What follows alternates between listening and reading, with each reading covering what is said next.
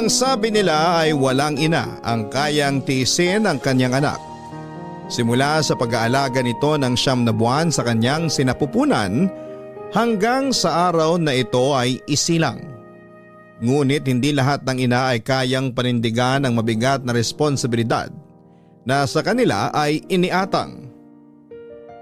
Ikaw, kailan mo masasabing kumpleto ang iyong buhay kung hindi mo naranasan ang alaga at kalinga ng isang ina? Ang pagiging magulang araw ang isa sa mga pinakamabigat na responsibilidad ng isang tao. Dahil dito ay masusubok ang ating kakayahan pagdating sa pag-aaruga at pagpapalaki ng mga anak. Bukod sa pagsilang ng isang ina sa kanyang anak, pagtatrabaho ng ama para lamang may maipakain sa kanyang pamilya, ay susukatin din ito kung ano nga ba tayo bilang isang magulang. Kapag sinabing magulang ay responsibilidad nating ibigay ang pagmamahal, kalinga at lahat ng bagay na kailangan ng ating mga anak. Mula sa pagkain, damit, tirahan at edukasyon. Pero bukod doon ay responsibilidad nating mahalin at alagaan ang ating mga anak hanggang sa kaya na nila tayong tumayo sa sarili nilang mga paa. Hindi sapat na maibigay lamang natin ang mga pangunahing bagay na kailangan nila. Bagkus ay tungkulin din natin na sila ay mahalin at kalingain upang mahubog bilang isang mabuting tao. Dahil aminin man natin o sa hindi ay nasa magulang ang tamang pagpapalaki sa mga anak. Hindi naman porke naalagaan natin sila nung sanggol pa lamang sila, napapakain, napag-aaral at nabibilhan ng mga material na bagay, ay gano'n na lamang yon at hindi na natin sila kailangang mahalin at kalingain. Pero nakakalungkot man sabihin ay sadyang may mga irresponsableng magulang o ina na nag-aanak lang ay tila ba natapos na ang kanilang responsibilidad bilang isang magulang. Lalo pa at maaga silang nagkaroon ng anak at hindi pa handa sa responsibilidad bilang isang magulang.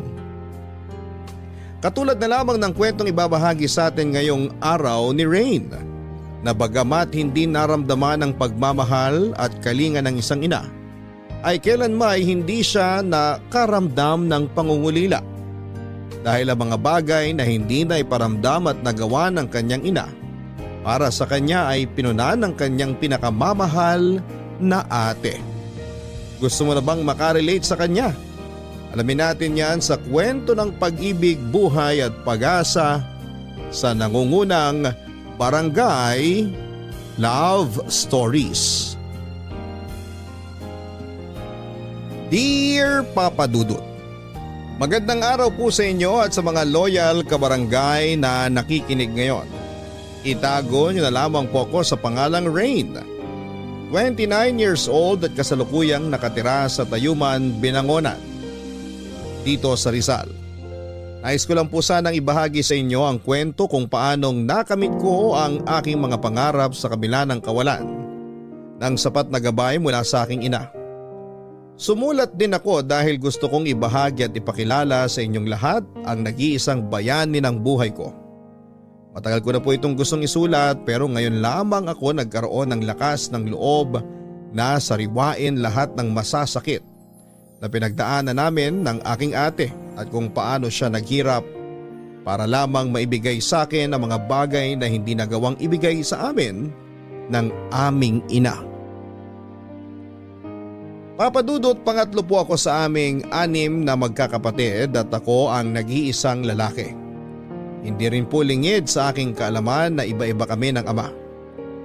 Ang kwento kasi sa amin ng tiyahin namin noon ay para lang daw nagpapalit ng damit kung magpalit ng lalaki si mama.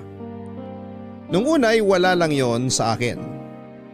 Pero noong magkaisip ako ay hindi ko na rin naiwasang mapaisip kung bakit nga ba ganon si mama. Bukod sa akin ay may sama din ng loob sa kanya si Ate Rina, ang panganay sa aming magkakapatid. Masama ang loob nito kay mama dahil piniling iwan ni mama ang iba naming mga kapatid sa kanilang ama lalo pa at wala itong kakayahan para buhayin kaming lahat. At dahil nga sa maagang nabuntis si mama kay Ate Rina ay hindi pa raw ito sawa sa pagkadalaga. Panay lakwat siya din po ito kasama ng mga barkada habang kami naman ni ate noon ay naiiwan sa bahay nang wala man lang pagkain. 4 na taon po ako noon, Papa Dudut, at dumedede pa ako noon sa bote. Kaya naman si Ate Rina ay kinakapala ng mukha na humingi ng makakain sa kapitbahay. At asukal na rin para kahit papaano ay may madede ako. Kahit namusmus pa lamang ako noon ay natatandaan ko pa ang ibang parte ng kamusmusan ko at kung paano ako naging saksi sa lahat ng paghihirap ni ate para lamang makaraos kami sa pang-araw-araw na wala ang mama namin. Bukod nga sa paghingi ni ate ng makakain at madedede ko sa kapitbahay, ay si ate ang tanging nag-alaga sa akin. Simula sa pagpapaligo sa akin, paglilinis kapag nadumihan ako, pagpapakain at paglalaban na rin ng mga damit namin. Sa edad niyang 10 years old ay siya na ang tumayo bilang nanay ko. Lahat ng responsibilidad na dapat ay si mama ang gumagawa ay si Ate Rina ang gumagawa nun. Napakabata pa namin pareho ni ate noon at sabik sa pag-aaruga ng isang ina pero dahil sa pagiging makasarili ni mama ay napabayaan niya kami. Habang si ate ay nagpapakahirap noon para lamang alagaan ako. Kulang na lang ay manlimos sa ibang tao para lamang hindi kami magutom ay nagpapakasarap naman si mama sa buhay. At dahil naaawa na rin sa amin ang mga kapitbahay namin ay minsan nagbibigay sila sa amin ng pagkain kahit na hindi naman kami humihingi. Isang beses pa nga ay tinanong pa nila kami kung paano kami nagagawang pabayaan ni mama. Pero kahit kaming dalawa ni ate ay hindi namin alam ang sagot sa tanong na yon. Papa Dudut, dumating nga kami sa point na wala na talaga kaming makain at naubos na rin ang mga pagkain na ibinibigay sa amin ng kapitbahay namin. Wala rin noong araw na yon ang kapitbahay namin dahil umalis at hindi namin alam kung kailan sila babalik. Kaya naman naisipan ni ate na puntahan si Tita Mabel, na kapatid at ate ni mama, para makahingi raw kami ng pagkain o kaya ay pera na panggastos man lang. Lalo pa at nag-aaral din noon si ate ng elementary ng grade 5 at kasama niya ako kapag pumapasok siya. Ang kwento sa akin ni ate ay hindi naman daw ako pasaway kaya ayos lang na isama niya ako sa school at may permiso naman daw sila mula sa principal ng eskwelahan. Awang-awa nga noon sa kanya ang mga teacher niya kaya naman may iilan sa kanila na inaabutan kami ng mga bisket o tinapay at sa akin naman ay gatas. May isa pa nga na nagbibigay sa amin ng 3 kilong bigas. Naisipan nga rin nila noon na mag-report sa social welfare tungkol sa kalagayan namin pero ayaw namin dahil sinabi nilang kukunin daw nila kami. Sinabi lang ni ate noon na babalik naman daw si mama pero kailangan itong lumayo dahil nagtatrabaho ito. Wala rin namang nagawa noon ng mga teachers at hinayaan na lamang kami. Pero paminsan-minsan naman ay inaabutan kami ng mga pagkain. Tanghaling tapat noon, Papa Dudut, at tirik na tirik ang araw nang pasanin ako ni Ate Rina sa kanyang likod at sinimulang lakarin ang dapat papunta kila Tita Mabel.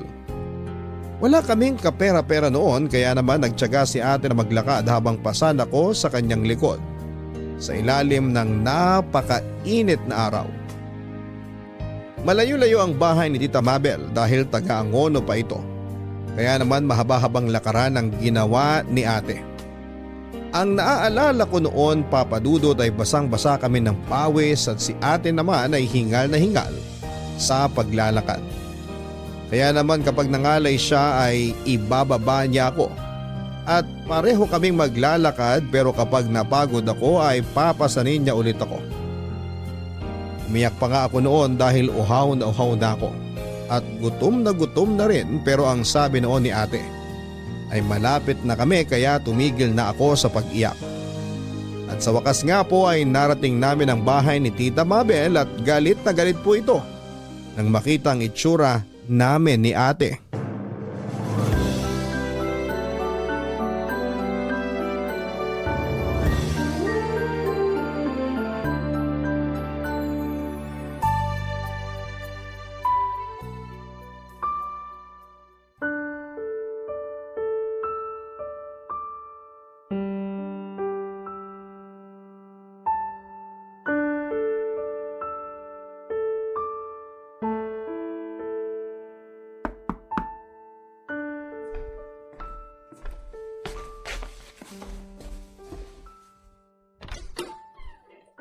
O Rina, Rain, asan ang nanay nyo? Ano't ganyan namang itsura nyo para kayong mga basang sisiw?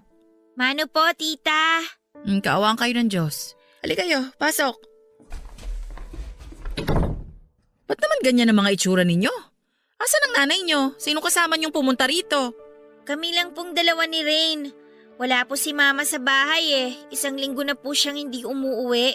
Ano? Anak ng tokwa naman talaga yung nanay ninyo, oh.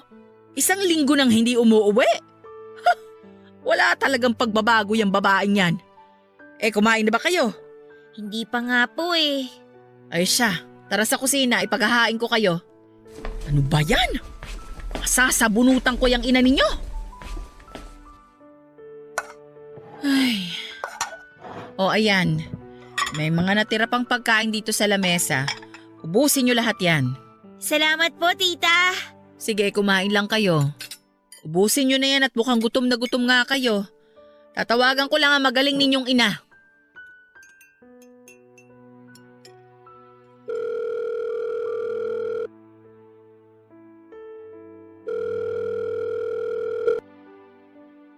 Hello, te. Lintik ka! Nasaan ka? 1 linggo ka na palang hindi umuuwi. Ha? Sinong nagsabi?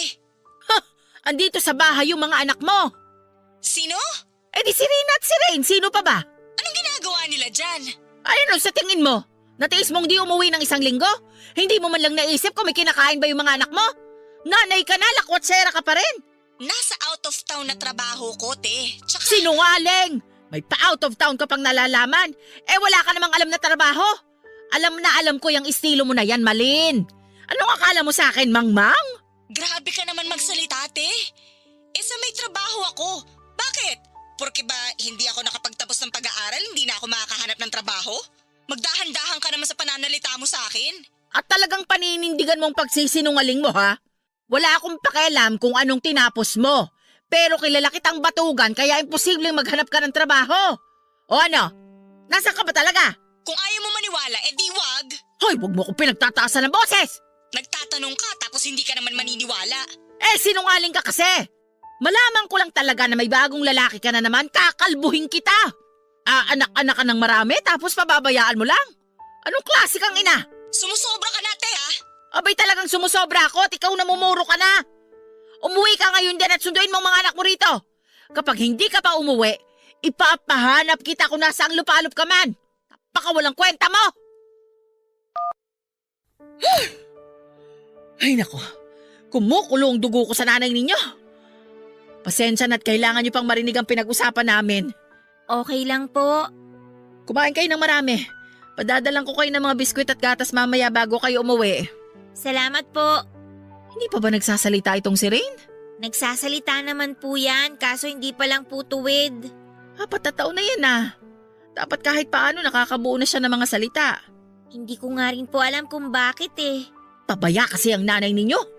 Imbis na kayong tinututukan kung ano-anong walang kwentang bagay ang naatupag niyan. 2 na nga lang kayong nasa kanya, hindi pa niya kayo maasikaso. Teka muna pala. Ikaw ba'y nag-aaral? Opo, grade 5 na po ako. Grade 5? Ilang taong ka na ba? 10 years old po. Ang bata mo pa para mahirapan ng ganyan. Ay, wala eh. Yung nanay niyo walang kwenta. Kasi kung may kwenta siyang ina, hindi niya kayo pababayaan ng ganyan. May balak pala siyang iwan kayo ng matagal. Di sana, iniwan na lang muna kayo ni Rain sa akin. Napaka-irresponsable talaga. Naku, pasensya na kayo sa tita ha. Pero galit na galit talaga ako sa nanay ninyo. Lalo pat malaman kung ganyan ang sitwasyon ninyo. Naaawa ako sa inyong magkapatid. Gustong-gusto kong magkaanak pero hindi pwede kasi sira na ang matres ko. Tapos siya, 6 ang anak pero pinababayaan niya lang ng ganyan. Uminom po muna kayo ng tubig, tita. Salamat anak. Huwag niyo na po kaming alalahanin. Sanay na naman po kami kay mama. Tsaka kaya ko naman pong alagaan si Rain eh. Gusto niyo ba dito muna kayo sa akin? Mas gusto po kasi namin ni Rain dun sa apartment. Tsaka malapit po sa school ko. Pwede naman kitang ikuha ng service. Tapos si Rain dito sa bahay, ako mag-aalaga at magbabantay. Hindi po kasi sumasama sa iba si Rain. Sa akin lang po. Kapag nandito naman kayo, hindi na kayo mapapabayaan. O ano, isipin mong mabuti. Pakikausap niyo lang po si mama na wag na po kami iwan sa bahay ng matagal. O sige, hindi na kita pipilitin. Pero kung magbago man ang isip ninyo, welcome na welcome kayo rito sa bahay ko. Okay? Opo, tita. Salamat po.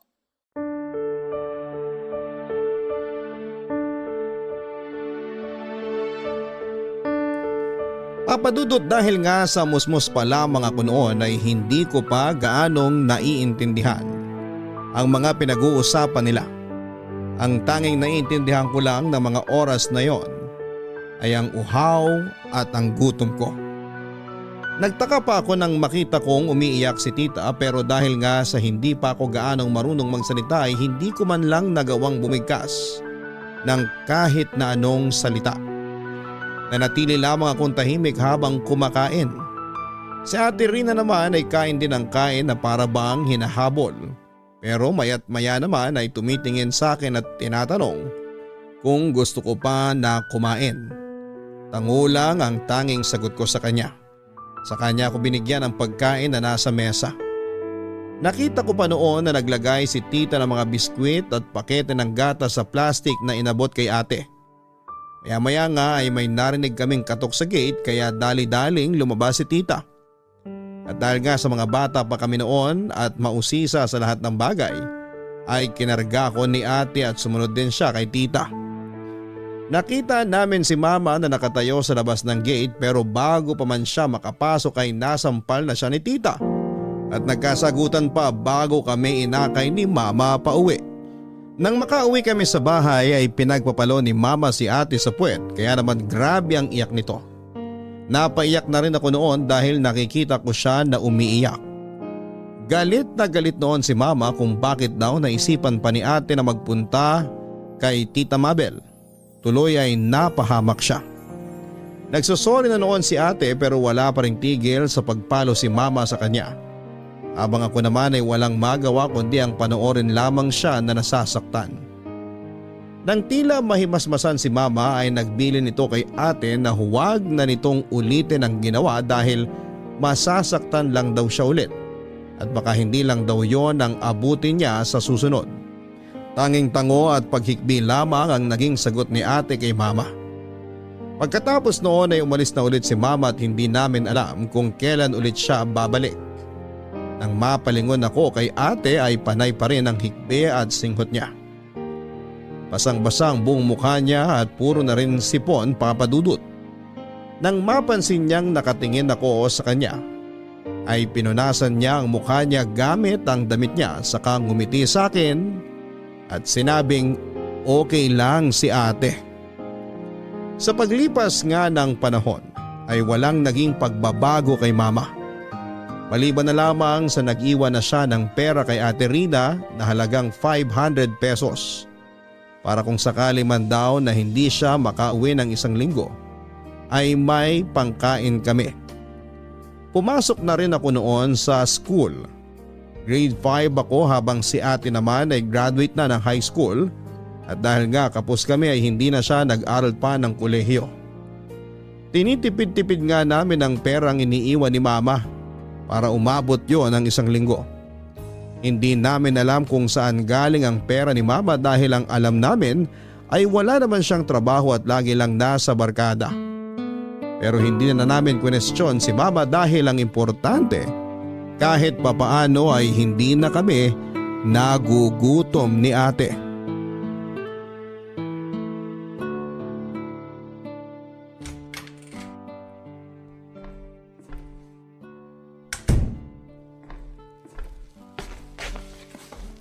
Oh, nakabili ka na ba ng ulam? Itlog na lang binili ko. Tig-isa tayo. Kala ko ba corned beef ang gusto mo? Oo nga. Kaso, naalala ko may project ka pang bibilhin. Magkano na lang naman natira sa 500 na iniwan ni Mama? Kakasya pa naman kahit bumili ka ng corned beef. Hayaan mo na. Nakabili na ako ng itlog eh. Di ka nagsaing, te? Hindi, sinangag ko lang yung kanin na bahaw kagabi. Panis na yun eh. Medyo basa na kasi yun. Pwede pa naman kainin eh. Hinugasan ko naman bago ko sinangag. Tinanggal ko yung mga parte na medyo basa. Di ba maglalasang panis yan? Hindi! Hinugasan ko nga, 'di ba? Kesa naman magsasaing pa tayo ng panibago, di masasayang lang yung baho kagabi. Huwag kang mag-alala, hindi naman kita pakakainin ng sirang pagkain. Alam ko. Kaya nga, kesa magreklamo ka dyan, maglabas ka na ng pinggan at kutsara natin. Luto na tong sinangag, piprito ko na lang yung itlog. Ate, Ano yun? di ka ba napapagod sa pag-aasikaso sa akin tsaka dito sa bahay? Ikaw ang nagluluto, naglilinis, naglalaban ng mga damit natin. Napapagod, syempre. Anong magagawa ko? Ako ang ate eh. Di naman natin pwedeng asahan si Mama kasi lagi naman siyang wala dito. Ba't kaya ganun si Mama? Yung nanay nung iba kong classmate, todo asikaso sa kanila kahit malaki na sila. Samantalang tayo. Hindi ka pa ba nasanay? Maliit pa lang tayo, ganun na siya eh. Pasalamat na nga lang tayo kasi iniiwanan niya tayo ng pambili ng pagkain. Naiinggit lang kasi ako sa iba kong kaklase. Buti pa sila inaasikaso ng mga nanay at tatay nila. Tumigil ka nga dyan. Huwag ka nang umasa nga alagaan tayo ni Mama. Kasi kung gusto niya, matagal na sana niyang ginawa yun. Di ba niya tayo mahal? Ano sa tingin mo? Pinabayaan nga tayo, di ba? May nanay bang mahal ang anak tapos pinababayaan naman? Malay mo, hindi naman kasi niya tayo iniwan sa mga tatay natin. Ewan ko din. Wala na akong pakialam kung ano ba talaga ang dahilan at iniwan tayo kay Mama. Basta itanim mo lang lagi sa isip mo na hindi mo kailangan mainggit sa mga kaklase mo dahil lang may mga nanay silang nag-aalaga sa kanila. Andito naman ako eh. Inaalagaan naman kita, di ba? Sorry ate. Salamat din sa pag-aalaga mo sa akin. Basta lagi mong iisipin, hindi man magampanan ni Mama yung tungkulin niya bilang nanay natin, nandito ako na ate mo. Oo, bata pa ako at wala pa akong karanasan sa pagiging magulang. Nakahanda naman akong punan ng mga pagkukulang ni Mama at pinapangako ko na gagawin ko ang lahat para sa'yo. Salamat ate. Pangako ko rin na hindi na ako magpapasaway o magiging makulit. Tutulong na ako sa mga gawaing bahay. Hindi ka nga marunong magugas ng pinggan eh. Hindi ka rin marunong magsaing o kaya magprito. Paano ka tutulong sa mga gawaing bahay? Turuan mo ko. Ikaw naman kasi. Inaangkin mo lahat ng gawaing bahay. Siyempre, ako ang ate. Ako dapat ang gagawa ng lahat. Hindi rin. Dapat bigyan mo ako ng trabaho. Hati tayo para hindi ka rin masyado napapagod. Ayaw mo nun. Pareho tayong pagod. Baliw ka na naman. Kumain na nga tayo. Kanina pa tayo daldalan ng daldalan dito. Lumalamig na tuloy yung pagkain. Tumigas na nga yung sinangag eh. Hindi na masarap. Huwag ka na magreklamo. Buti nga may nakakain pa tayo eh. Di naman ako nagrereklamo. Biro lang yun. Maiba tayo. Wala ka bang assignment? Meron pero tapos na. Ginawa ko na kanina sa room. Nangopya ako sa kaklase ko. Si kopya ka talaga eh, no? May natututunan ka pa ba? Meron. Nung akala mo sa akin. Ay nako, mag-aral ka ng mabuti ha, para makatapos ka ng pag-aaral. Tapos makakahanap ka ng magandang trabaho. Tapos hindi na tayo mahihirapan. Sabi naman ni Tita Mabel, pwede naman tayo sa bahay niya, di ba? Oo nga, Pero nakakahiya kasi kung magpapaalalay na tayo sa kanya. Kahit naman tita natin yun at mabait yun, nakakahiya pa rin. May nanay naman tayo, may tirahan tayo, tapos sisiksik tayo sa bahay ni tita. Siya naman may sabi. Kahit na, huwag ka na kasing kumontra. Kesa naman nahihirapan tayo ng ganito. Hanggang mamaya ba natin pagtatalunan to? Pag sinabi kong ako ang bahala, ako ang bahala. Papadudot, hindi na nga ako nakipagtalo pa kay ate ng mga oras na yon. Dahil mas haba lang talaga ang usapan namin at natakot din ako na baka mapalo niya ako sa puwet. Kapag matigas kasi ang ulo ko ay napapalo ako ni ate. Kahit malaki na ako pero hindi naman ganon kasakit.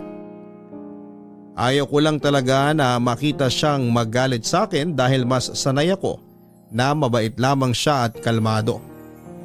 Aminado naman ako na may pagkamakulit talaga ako. Kaya naman madalas ay napapagalitan ako ni ate at kapag sobra nga akong pasaway ay napapalo niya ako. Pero kahit na ganoon ay hindi ako nainis o nagalit kay ate dahil mas lamang ang pagpaparamdam niya sa akin ng pagmamahal at pag-aalaga.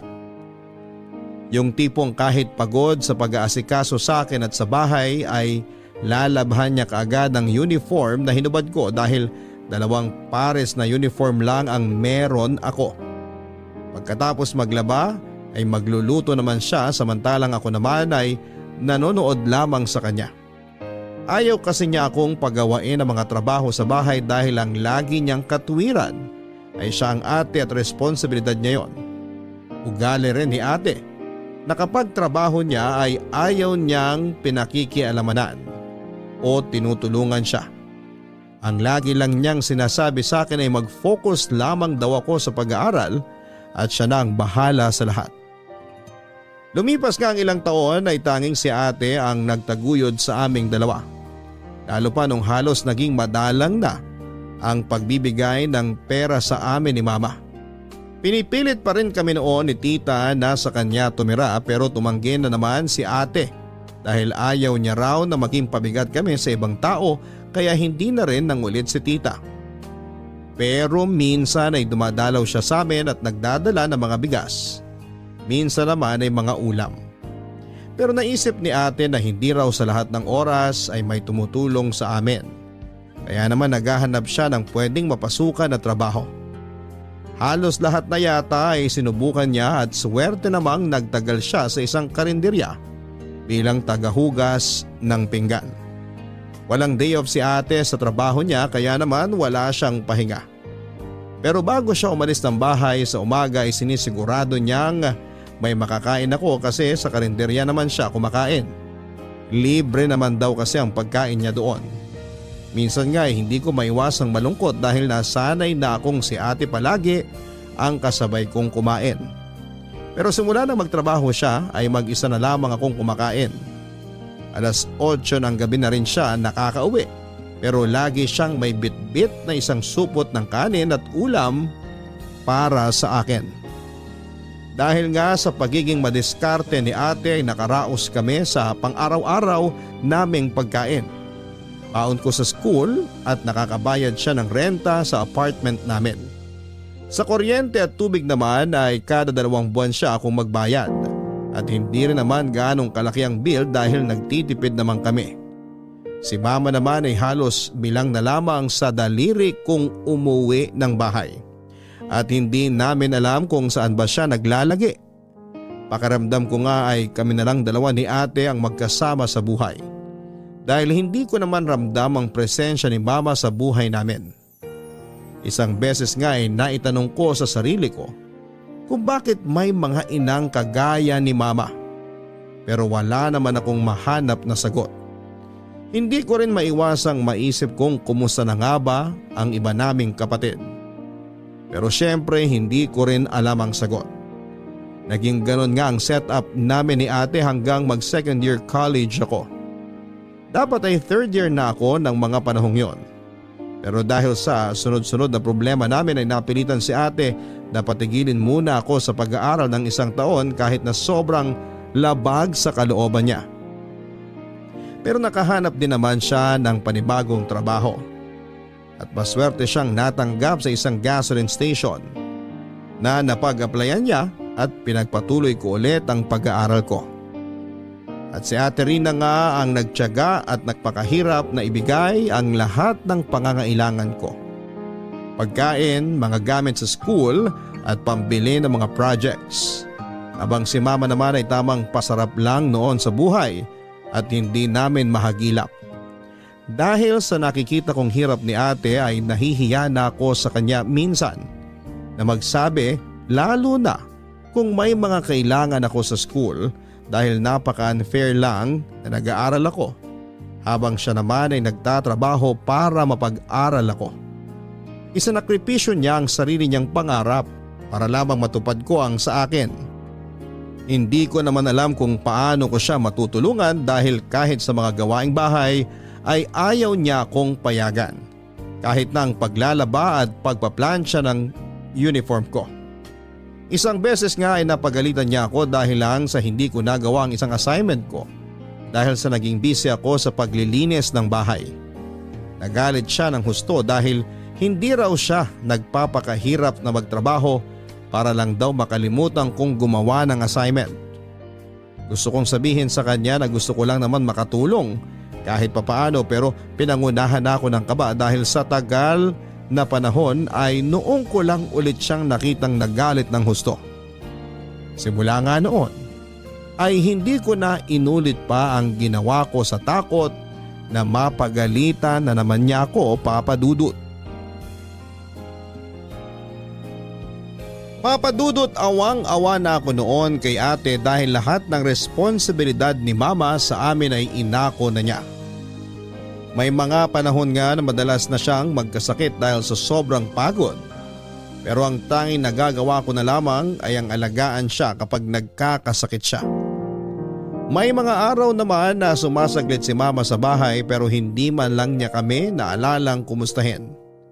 Para bang boarding house ang tingin niya sa bahay na kung kailan lang niya gustong umuwi ay doon lamang siya uuwi.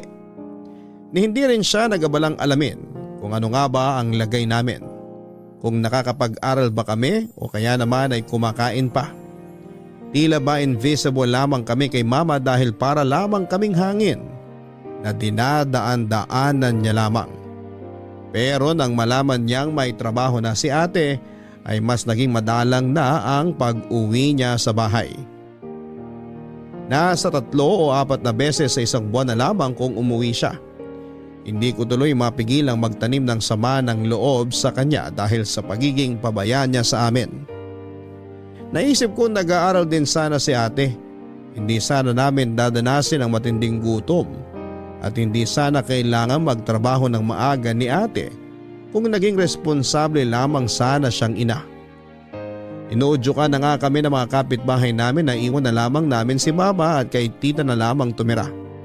Pero ang tanging sagot lamang ni ate ay problema namin yon at hindi kailangang iasa pa sa ibang tao. At mas nagpatong-patong nga ang mga problema namin nang halos hindi na siya makapagtrabaho dahil lagi siyang nagkakasakit. Halos kakarampot na lamang ang kinikita ni ate sa trabaho niya.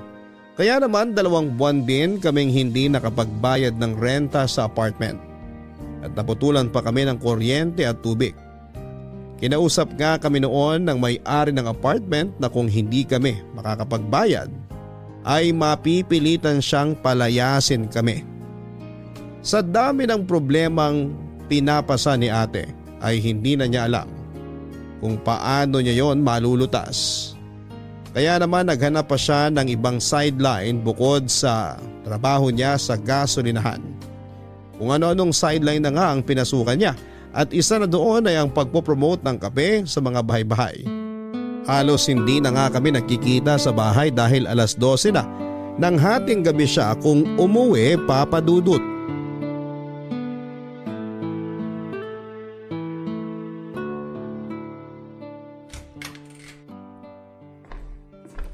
Oh, ba't gising ka pa?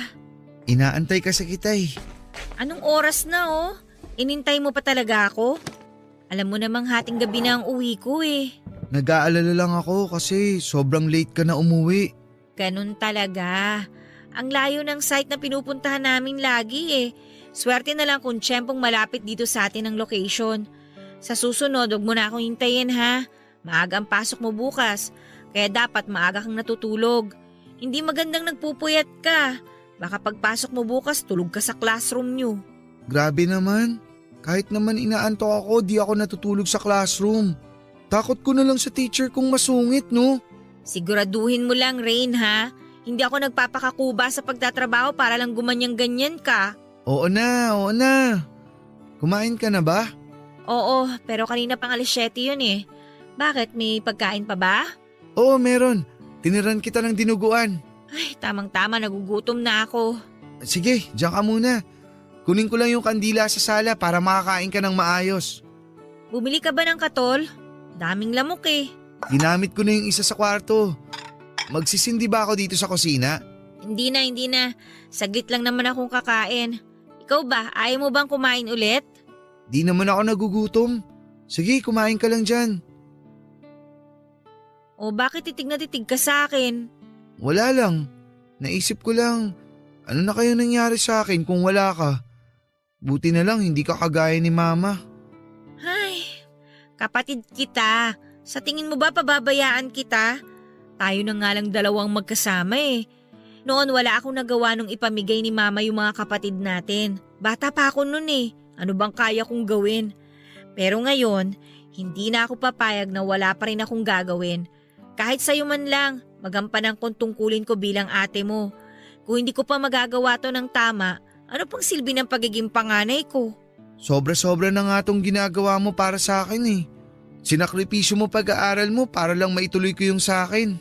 Kaya nga wag mong sayangin ang sakripisyong ginawa ko para sa'yo, para sa kinabukasan mo.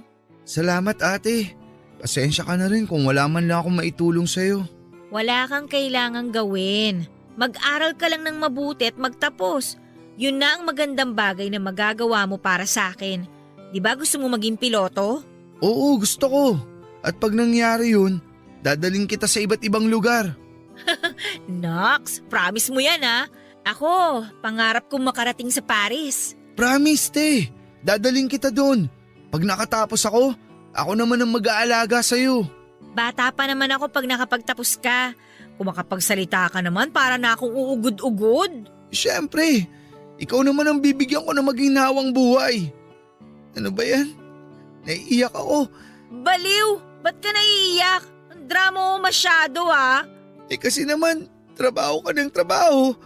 Hindi ka na nga nakakapagpahinga ng maayos. Lagi ka tuloy nagkakasakit. Hindi ako pwedeng tumigil sa pagtatrabaho. Anong kakainin natin? Saan tayo pupulutin kung hindi ko mababayaran tong apartment? Saan ako kukuha ng pambaon mo sa school? Pambili mo ng mga project at tuition? Hindi ako pwedeng magpahinga, Rain. Pero di ka rin pwedeng magkasakit. Alagahan mo rin sana yung sarili mo, te. Huwag mo akong intindihin. Kaya ko ang sarili ko.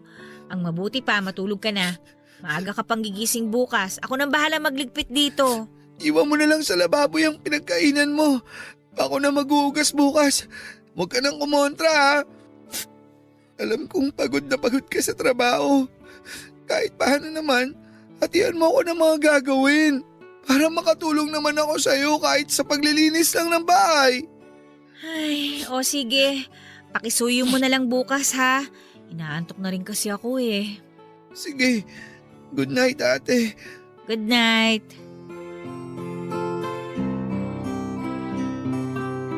Papadudot maaga akong nagising kinabukasan kahit napuyat ako. Bala ko kasi sanang magtimpla ng kape pero as usual ay nauna namang nagising si ate. Naabutan ko nga siyang nagpiprito ng itlog para daw almusal namin. Halos wala nang tulog si ate dahil sa pagtatrabaho at nangangayayat na rin siya. Sinabihan ko nga siya na bumili ng vitamins niya para kahit papaano ay may panlaban siya sa sakit. Kaso'y matigas talaga ang ulo niya at sinabing aksaya lamang daw yon sa pera. Minsan nga ay naiisip kong tumigil na lamang sa pag-aaral at tulungan na lamang si ate sa pagtatrabaho, pero at the end of the day, maiisip ko rin na hindi matutuwa si ate kapag nalaman niyang plano kong tumigil sa pag-aaral. Lalo pa nga at ang dami na niyang isinakripisyo para igapang ang pag-aaral ko at hindi ko siya dapat biguin. Matapos nga na magalmusal noon ay nagpaalam na ako kay ate na papasok na ako at binigyan niya ako ng 100 pesos na baon. Sakto na yon para sa pagkain at pamasahe ko. Hindi naman ako matalino papadudot pero masipag akong mag-aral. Kahit nga wala akong baon ay pumapasok ako dahil ayaw kong biguin si ate sa pangarap niya para sa akin. Balang araw ay sisiguraduhin ko na masusuklihan ko lahat ng sakripisyo niya. Siya ang itinuring kong inspirasyon sa lahat ng ginagawa ko. Kinatanghalian nga ng araw na yon papadudot pag uwi ko galing sa school ay naabutan ko si ate na nakahiga sa may sofa namin sa sala at parang nanginginig. Tatayo sana siya nang makita niya ako pero agad akong lumapit sa kanya.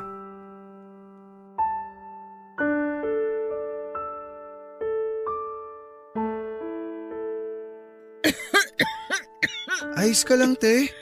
Ewan ko ba? Kanina pa masama yung pakiramdam ko eh. Sobrang init mo ah. Teka, kukuha lang ako ng bimpo at tubig. Wag na. Anong wag na? Ang taas ng lagnat mo oh. Mawawala din to. Kailangan ko lang sigurong magpahinga. Pwede ba, te?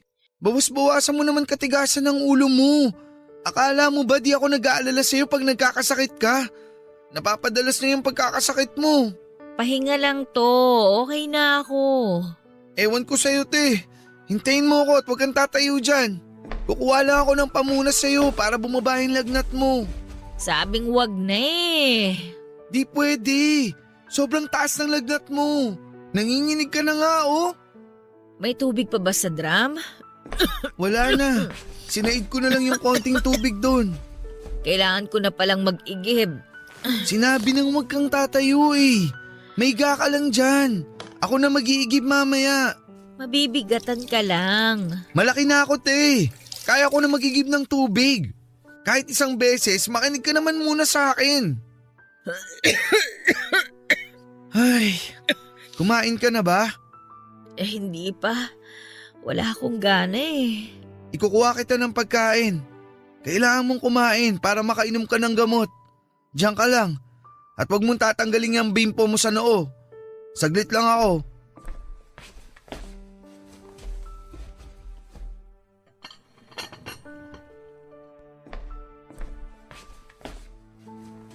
Kaya mo bang umupo?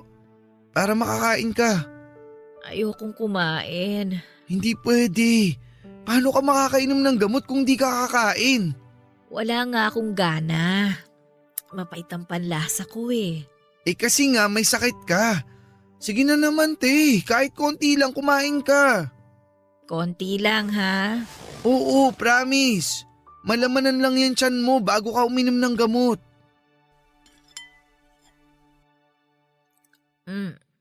Ayoko na. Nakakaisang subo ka pa lang eh. Dagdagan mo pa. Ayoko na nga. Bakit ba ang kulit mo? Kumain na nga ako ng konti, di ba? Isa ayoko na nga kumain eh. Wala nga akong gana. Kailangan mo ba talagang sumigaw? Eh ang kulit mo kasi. Nag-aalala lang naman ako sa'yo, kaya pinipilit kitang kumain. Masama ba na mag-alala ako sa ate kung may sakit? Akala mo ba di ako nahihirapan pag nakikita kitang ganyan? Hindi ko alam kung ano bang pwede kong maging pakinabang sa'yo. Bukod sa alagaan ka pag may sakit ka. Gusto kitang tulungan sa abot ng makakaya ko. Pero lahat sinasarili mo eh. Puro ka okay lang ako, kaya ko naman. Sabi mo magkapatid tayo. Di ba dapat ang magkapatid nagtutulungan? Sorry, Rain. Sorry. Nahihirapan ako pag nakikita kitang nahihirapan. Gusto kitang tulungan, pero di ko alam kung paano. Kaya nga ang pag-aalaga na lang sa'yo pag may sakit ka ang naiisip ko. Para kahit paano may silbi naman ako sa'yo. Sorry. Hindi ko sinasadya sigawan ka. Nabigla lang ako. Sorry. Nakakainis lang kasi ate. Bakit kailangang suluhin mo lahat ng hirap? Kung nahihirapan ka na, magsabi ka sa akin. Sabi mo nga, tayong dalawa na lang magkasama. Ni wala na ang pakialam sa atin si Mama eh. Pinabayaan niya na talaga tayo. Sorry. Hindi ko alam na ganyan na palang nararamdaman mo. Paano mo malalaman? Masyado ka nakafocus sa pagtatrabaho. Naiintindihan kong ginagawa mo lahat para sa akin. Pero magtira ka naman ng para sa sarili mo, ate. Sa tingin mo ba matutuwa akong tanggapin lahat ng sakripisyo mo para sa akin? Kung kapalit naman nun, yung pagpapabaya mo sa sarili mo, ikaw na lang ang meron ako. Huwag naman sana, pero paano kung magkasakit ka ng malala dahil sa ginagawa mo? Paano na ako? Shh! Ano ka ba? Hindi mangyayari yun. Huwag kang mag-isip ng ganyan. Hindi ka iiwan ni ate. Yakap mo nga si ate.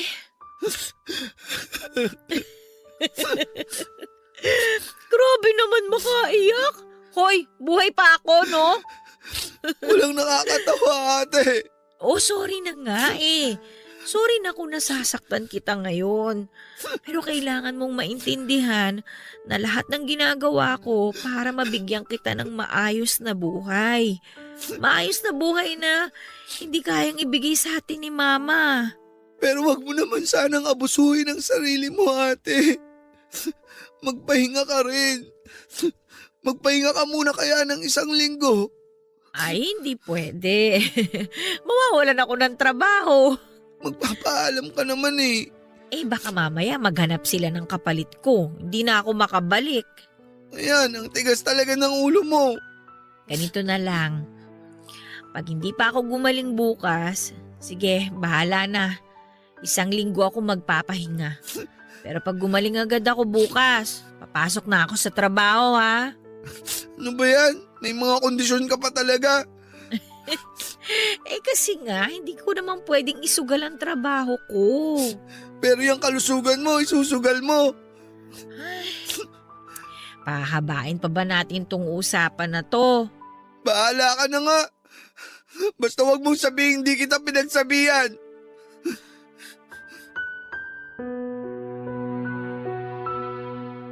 Papadudot, wala na nga akong nagawa dahil masyado talagang matigas ang ulo ni ate. Lalo pa at buo na ang pasya niya. Kaya nga kahit tutol ako sa kondisyon niya ay pumayag na lamang ako. Nagdarasal na lamang ako noon sa Diyos na bigyan niya ng lakas si ate at huwag hayaang magkasakit. Dahil sa totoo lang ay awang-awa na ako sa pinagdadaanan ni ate. Simula noong bata pa kami ay naipasa na sa kanya ang responsibilidad ni Mama na kung tutuusin ay hindi naman dapat niya pinapasan. Pero dahil mahal ako ni ate ay mas pinili niyang alagaan ako at magsakripisyo para sa kapakanan ko. Minsan nga ay hindi ko maiwasang isipin na kung iba lang siguro ang naging nanay namin ay hindi ganong buhay ang daranasin namin.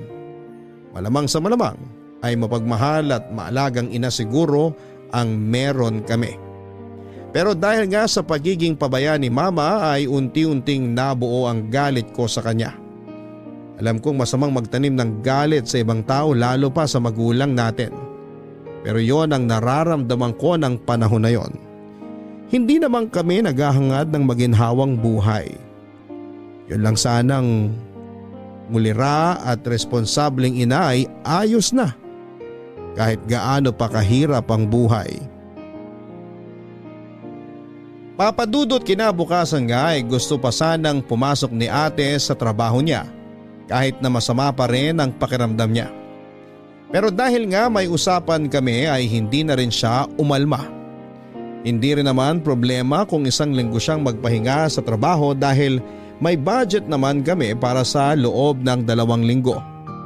Nakigamit na lamang ng cellphone si ate sa kapitbahay para makapag-text sa kanyang amo na hindi muna siya makakapagtrabaho dahil may sakit siya. Pumayag naman ang amo niya at sinabing magpagaling din siya kaagad. Natuwa naman ako ng mga oras na yon sa kaalaman na makapagpapahinga si ate pansamantala mula sa kanyang pagtatrabaho. At habang may sakit nga siya, ay ako na muna syempre ang gumawa ng mga gawaing bahay mula sa paglilinis, pagluluto, paghuhugas ng pinggan, paglalaba at syempre pag-iigib ng tubig sa poso. Pakiramdam ko nga noon ay magkakalas-kalas sa mga buto ko sa sobrang bigat ng iniigib ko.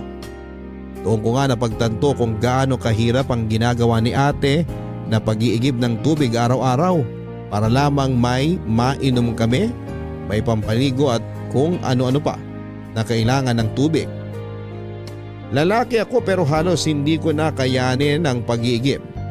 Paano pa kaya si ate na babae at maliit ang katawan? Hindi pa kasi namin maipakabit ang tubig dahil nagpatong-patong na raw ang interes wala sa naiwang bill na hindi namin nabayaran. Napaisip nga ako kung paano nakakaya ni ate na mag-igib araw-araw ng ganon kabigat.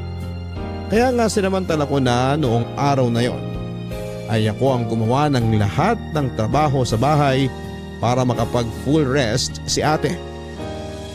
Kinagabihan naman ng araw ding yon ay nagulat ako nang biglang sumulpot si mama sa bahay. May dala itong pares ng mamahaling high heels na sapatos at mamahaling bag. Ang sosyal din ng itsura niya mula sa damit hanggang sa gintong mga alahas. Napatanong naman ako sa isipan ko kung bigay ba yon o bili niya. Pero agad ko ding naisip na imposibleng bili niya ang mga yon dahil wala naman siyang trabaho.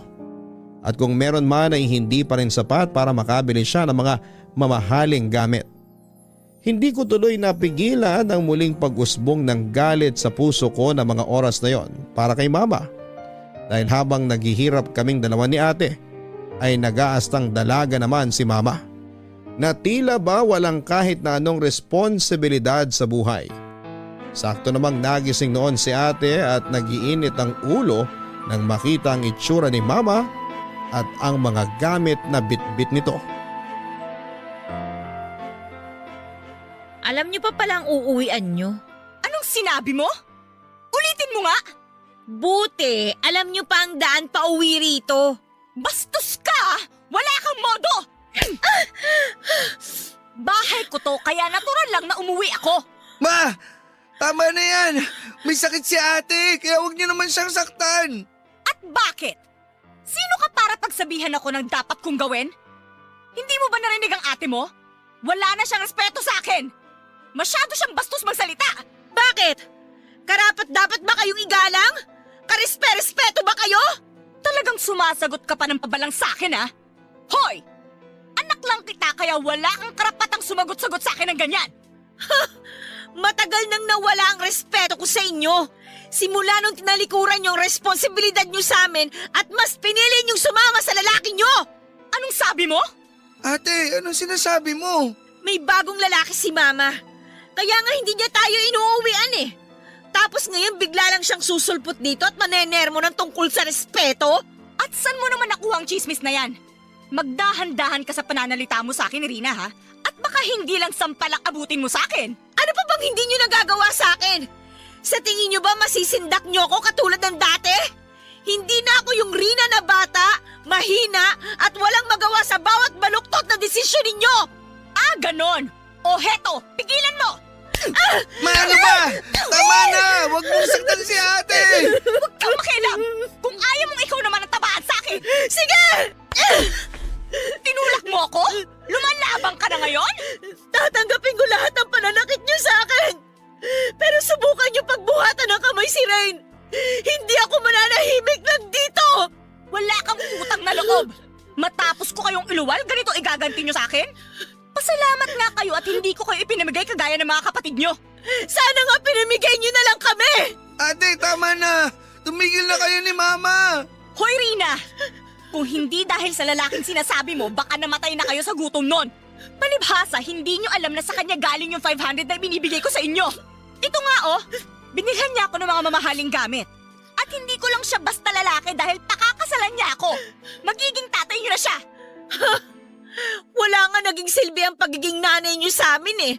Tapos ngayon bigla-bigla kayong magsasabi na magkakaroon kami ng bagong tatay? Hindi namin kailangan ng tatay. At mas lalong hindi namin kailangan ng nanay. Sa ayaw at sa gusto nyo, magkakaroon na kayo ng bagong tatay. At hindi nyo mababago ang katotohanan ako ang nanay nyo. Kaya matuto kayong rumispeto! Ma, pwede ba? Ayos na kami ni ate na kaming dalawa lang. Saka ikaw lang naman nakikinabang sa mga desisyon mo eh. Hindi naman kami kasali sa mga plano mo. Dahil kung may pakialam ka sa aming mga anak mo, di mo kami pababayaan. Uunahin mo lagi ang kapakanan namin. Hindi yung puro sarili nyo lang. Aba, tinuruan ka ba ng ate mo na sumagot sa akin ng ganyan, ha? Hindi, ma. Matagal na ako may sama ng loob sa inyo dahil pinabayaan nyo kami. Si ate ang umako sa lahat ng responsibilidad na ikaw ang dapat gumagawa. Kinailangan ni ate na magtrabaho agad para lang makapag-aral ako. Trabaho siya ng trabaho kahit lagi na siyang nagkakasakit. Tapos itong apartment na to, hindi na alam ni ate kung paano niya pababayaran. Palalayasin na nga kami dito pag di pa kami nakapagbayad sa susunod na buwan eh. Wala akong pakialam. Palayasin akong palalayasin. Bahala kayo sa mga buhay nyo. Mga wala kayong utang na loob. Magdusa kayo ngayon. Makaalis na nga rito.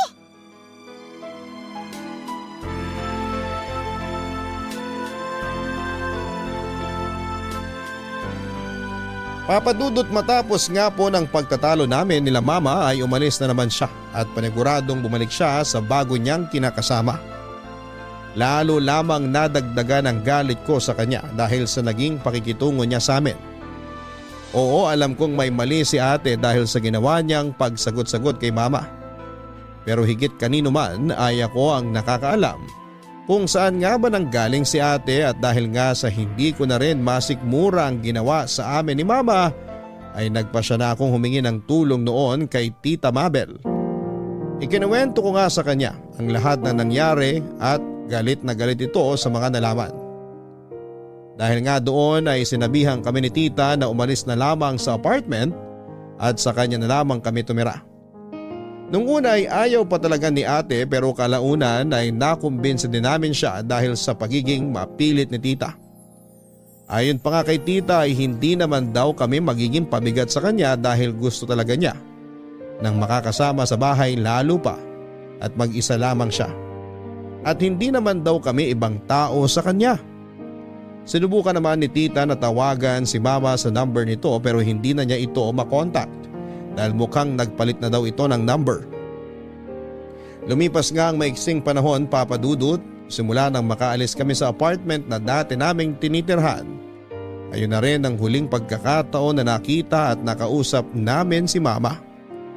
Hindi man lang siya nag-abalang dalawin kami o kumustahin man lang. Lalo pa at alam naman niyang wala kaming ibang mapupuntahan bukod kay tita.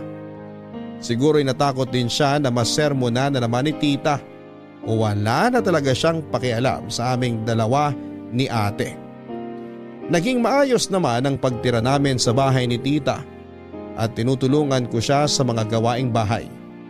Si ate naman ay nag-aabot paminsan-minsan ng pera kay tita pero hindi naman ito tinatanggap. Dahil mas kailangan daw namin ng pera lalo na sa pag-aaral ko dahil ilang buwan lang ay gagraduate na ako sa college. Ipinagpatuloy nga ni ate ang pagtatrabaho sa weekdays at sideline job naman tuwing weekend. Tinatanong pa nga siya noon ni tita kung bakit kailangan pa daw niyang mag-sideline gayong sapat naman ang kinikita nito sa regular na trabaho nito.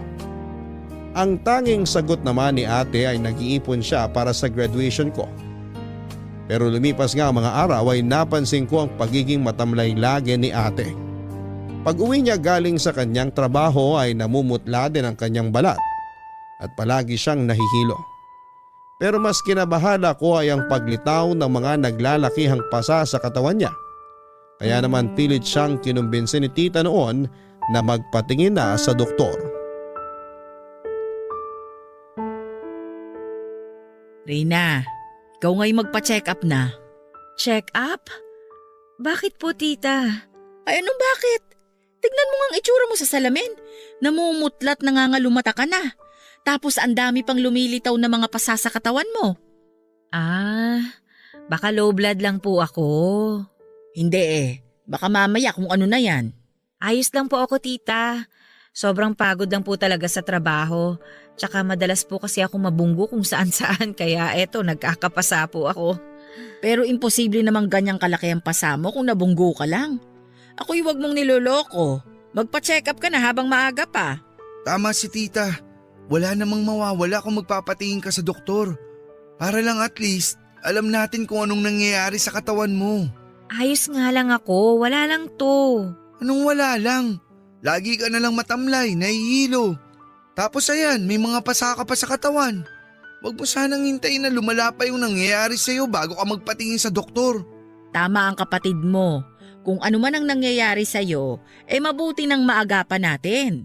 Aksaya lang naman po kasi sa pera yun eh.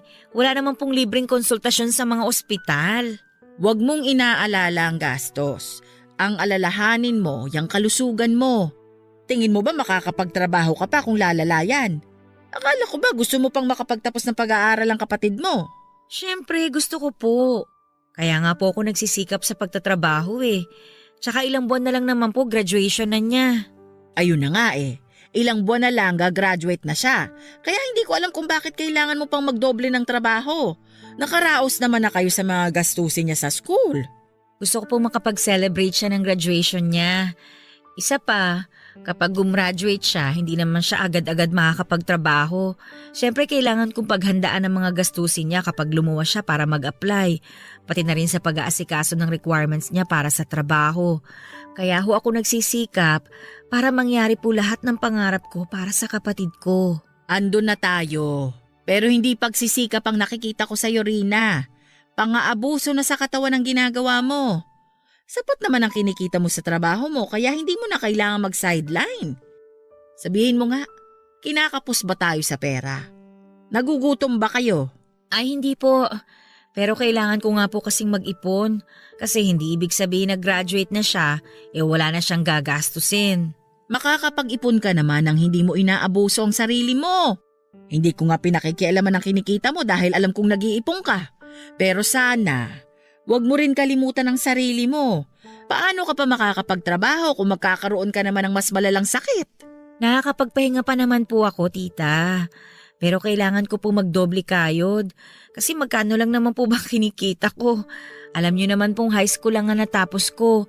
Kaya hirap din po ako makahanap ng mas magandang trabaho. Iha, pwede naman kitang tulungan sa pagpapaaral sa kapatid mo at sa mga kakailanganin niya sa pag-a-apply.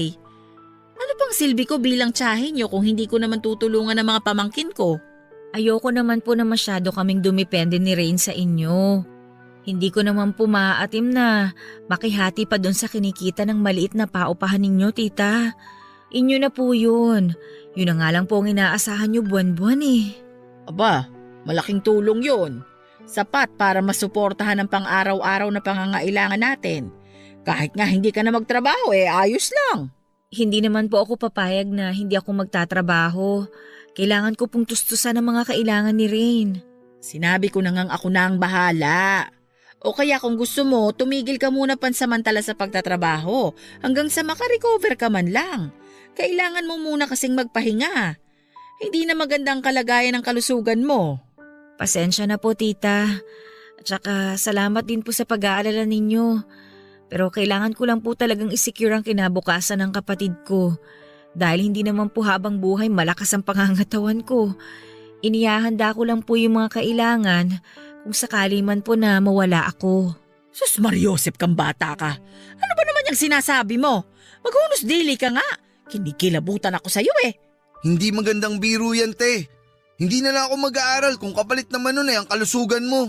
Tumigil ka nga. Hindi ako nagpapakahirap magtrabaho para lang sayangin mo ang pagod ko, ha? Nangako ka sa akin na magtatapos ka ng pag-aaral. Di na kasi tama, ate. Tingin mo ba matutuwa ako na nagkakasakit ka para sa akin? Alam kong mahal na mahal mo ko. At mahal din kita, ate. Kaya ayoko nahihirapan ka ng ganyan. Pwede naman ako mag-part-time job para tustusan ang mga pangangailangan ko eh. Hindi pwede. Paano ka makaka-focus sa pag-aaral kung sasabayan mo ng trabaho? Minamaliit mo ba ang kakayahan ko na pag-aralin ka? Graduating ka na rin. Mas ngayon mo dapat tutukan ang pag-aaral mo. Ayan ka na naman eh. Minamasama mo na lang lagi yung pag-aalala ko sa'yo. Para kasing ganun ang dating sa akin eh. Oo, maliit lang ang kinikita ko. Pero alam ko kakayahan ko. Hindi naman yun ang ibig sabihin ng kapatid mo. Nag-aalala lang naman sa'yo si Ren. Sa tingin mo ba makakapag-focus siya ngayon sa pag-aaral niya kung ganyan ka naman? Mag-aalala at mag-aalala sa'yo ang kapatid mo. Huwag niyo na lang po akong intindihin. Katawan ko naman po to eh. Alam ko kung ano nangyayari sa akin. Ako ang unang makakaramdam kung may kakaiba sa katawan ko. Ay naku kang bata ka. Sigurado ka ba na ayos ka lang? Opo, pagod lang po to. Pag nakapagpahinga na po ako, magiging okay na ako. Yung mga pasako na to, ilang araw lang mawawala na rin po to. Siya sige. Basta kapag may naramdaman kang hindi maganda sa katawan mo, magsabi ka kaagad sa amin. Huwag mong intindihin ang pampacheck up, ako nang bahala. Opo tita, salamat po. Ay nako, kasalanan talaga to ng nanay niyo eh. Napakawalang kwenta niyang ina. Kung hindi niya sana kayo pinabayaan, di sana hindi niyo dinaranas ang ganitong buhay. Hindi mo sana kailangan magtrabaho ng maaga para lang mabuhay kayo.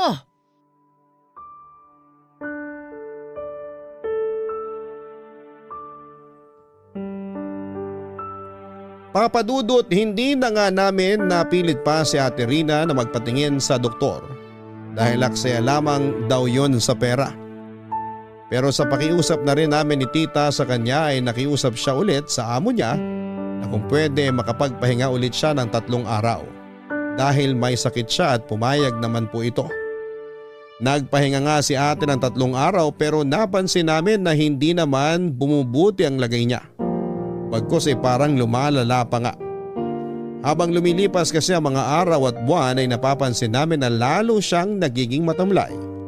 At naging madalas na nga ang pagkahilo niya. Mas dumarami na rin ang mga naglalakihang pasa sa katawan niya na sigurado akong hindi naman talaga galing sa pagkabunggo niya sa kung saan. Madalas nga rin na bigla na lamang dudugo ang ilong niya. At doon na nga ako nag-worry ng husto sa kanya. At dahil nga sa labis na pag-aalala sa kanya ay minabuti kong sumadya sa isang doktor. Dahil masyadong matigas ang ulo ni ate. At ayaw talagang magpakonsulta sa doktor. Nagpunta nga ako sa pinakamalapit na ospital sa amin noon at agad akong nagtanong sa nurse station kung may doktor ba akong pwedeng makausap tungkol sa kondisyon ng kalusugan ni ate. Nagtanong muna sila sa akin noon kung ano nga ba ang nangyayari kay ate at sinabi ko sa kanila lahat ng mga sintomas na napansin ko kay ate. Nang marinig nila ang sinasabi ko ay meron na daw silang ideya kung ano nga ba ang posibleng sakit ni ate pero mas mabuti pa rin daw na doktor ang kausapin ko para mas makasigurado ako. Kaya naman sinamahan ako ng isang nurse na makipag-usap sa isang doktor. Matapos ko ngang maisa-isa sa doktor ang lahat ng mga sintomas ni ate ay nagimbal ako sa naging sagot niya na baka posible raw na leukemia ang sakit ni ate. Pero hindi pa naman daw sigurado kaya mas mabuti raw na mag-undergo ng lab test si ate para makasigurado. Papadudot ng mga oras na yon ay nanlalambot ako. Hindi pa sigurado na may leukemia si ate pero ang isipin ko pa lamang na meron nga ay sobrang hirap nang tanggapin. Dali-dali nga akong umuwi ng bahay at naabutan ko si ate na nagpapahinga sa kwarto niya.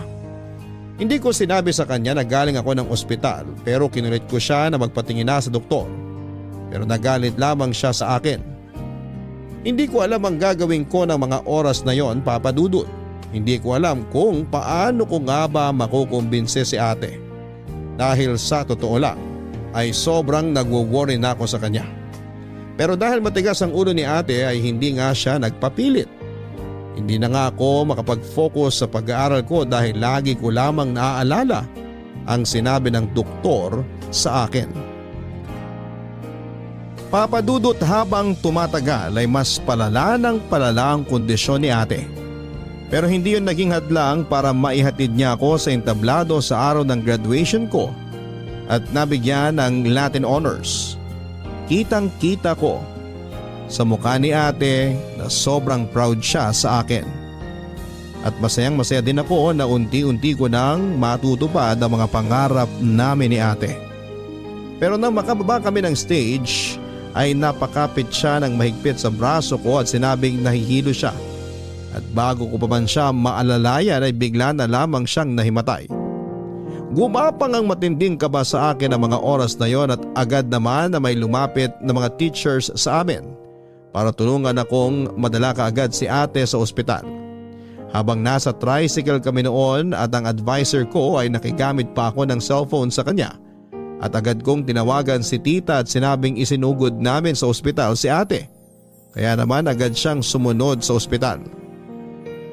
Sobrang takot ang naramdaman ko ng mga oras na yon, Papa Dudut. Dahil alam ko na may mali sa nangyayari kay ate pero in denial pa rin ako dahil ayaw tanggapin ng utak ko na tama ang sinabi ng doktor sa posibilidad na may malubhang sakit nga si ate. Na-admit nga siya sa ospital ng araw ding yon ng ate ko at agad na nagsagawa ng lab test ang mga doktor para malaman kung ano nga ba talaga ang sakit niya. Kinabukasan nga, Papa Dudut, ay lumabas ang resulta ng lab test ni ate at ayon sa resulta ng test ay kumpirmadong may leukemia nga siya na mas kritikal kesa sa ibang uri ng leukemia. Halos magunaw ang mundo ko. Sa mga sinabi ng mga doktor at pakiramdam ko ay kinapos ako ng hininga. Ang daming tanong na pumasok sa isip ko ng mga oras na yon. Paano nagkaroon ng leukemia si ate? Bakit siya pa? Gagaling pa ba siya? Ilan lamang yan sa mga katanungan ko dahil nakakagulat naman talaga. Ang lakas-lakas niya dati tapos ay malalaman ko na lamang na may leukemia siya. Pero ang sabi naman ng mga doktor ay pwede pa naman daw siyang magamot kung mag-undergo siya ng chemotherapy o kaya ay surgery para sa bone marrow transplant. Pero nilinaw naman nila na 40% lang ang chance na mag-survive si ate sa loob ng 5 taon. Halos 2 linggo nga rin na nakakonfine si ate pero dahil sa kakulangan namin sa pera ay napilitan kami na iuwi na lamang siya sa bahay at doon magpahinga. Samantalang kami naman ni tita ay walang ginawa kundi ang umiyak ng umiyak dahil sa kalagayan ni ate. Parang dinudurog ang puso namin habang nakikita namin siyang nahihirapan ng mga oras na yon.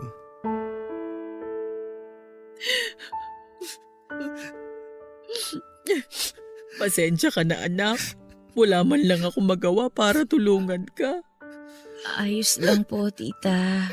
Ang sakit-sakit na nakikita ka naming ganyan. Ang sakit-sakit. Matagal ko na pong alam na may sakit ako. Ano? Ba't di mo sinabi agad? Ba't tinago mo sa amin yung totoo? Hindi ko na sinabi. Kasi alam ko namang wala nang magagawa ang mga doktor para pagalingin pa ako. Tsaka isa pa, wala rin naman tayong pera na pampagamot ko. Marami tayong pwedeng hinga ng tulong, anak. Bakit ka nagdesisyon ng ganyan para sa sarili mo? Andito kami ng kapatid mo. Pwede kaming maghanap ng tulong para sa pagpapagamot mo. Mag-a-apply tayo ng tulong pinansyal. Ang daming pwedeng gawin, anak. Bakit mo sinarili ang ganitong kaimportanteng bagay? Wala na rin naman po tayong magagawa. Kahit pa po makahingi tayo ng tulong. Doktor na po ang nagsabi na walang kasiguraduhan kung gagaling pa ako. Hindi doktor ang magsasabi, ate. Lalaban ka, di ba? Matapang ka Gusto ko po sanang mabuhay ng matagal. Kasi gusto kong makita na maging maayos ang buhay ng kapatid ko. Kaya lang, kailangan na siguro natin natanggapin na maiksi lang talaga ang buhay na pinahiram sa akin. Huwag ka namang magsalita ng ganyan, ate. Makikita mo ba akong sasakay sa aeroplano? Isasama nga kita, di ba? Kayong dalawa ni tita. Pupunta pa tayo ng Paris. Pero hindi ko alam kung hanggang kailan ko pa kakayanin. Ate naman, May paraan pa naman para gumaling ka eh. Kailangan mo lang ng chemotherapy. O kahit na ano, ate. Basta gumaling ka lang. Niloloko na lang natin ang mga sarili natin kung ipipilit pa nating pigilan ang nakatakda ng mangyari. Kahit magpakimo ako o magpa-opera, hindi pa rin naman sigurado na gagaling ako.